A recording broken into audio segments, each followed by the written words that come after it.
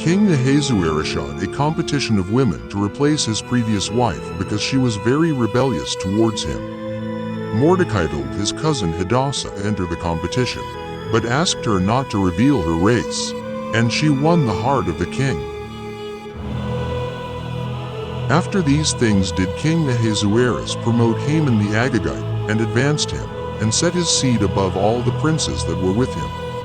And all the king's servants that were in the king's gate bowed and reverenced Haman, for the king had so commanded concerning him. But Mordecai bowed not, nor did him reverence.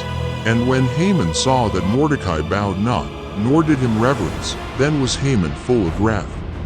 And Haman said unto King Ahasuerus, There is a certain people scattered abroad and dispersed among the people in all the provinces of thy kingdom, and their laws are diverse from all people, neither keep they the king's laws.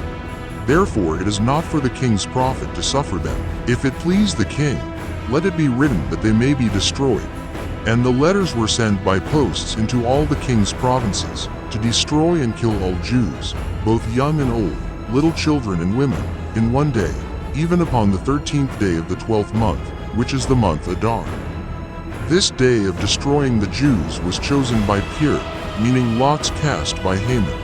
When Mordecai perceived all that was done, Mordecai rent his clothes, and put on sackcloth with ashes, and went out into the midst of the city, and cried with a loud and a bitter cry.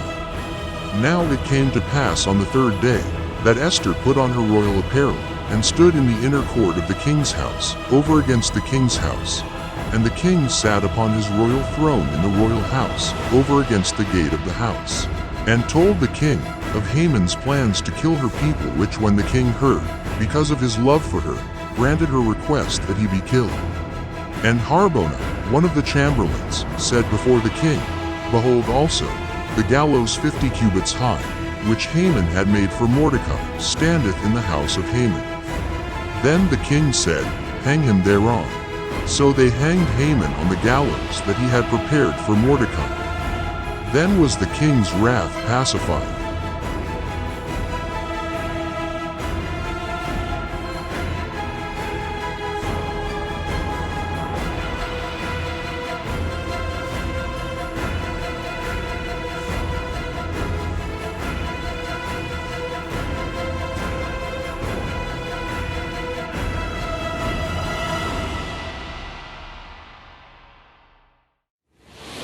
The Jews ordained, and took upon them, and upon their seed, and upon all such as joined themselves unto them, so as it should not fail, that they would keep these 2 days according to their writing, and according to their appointed time every year.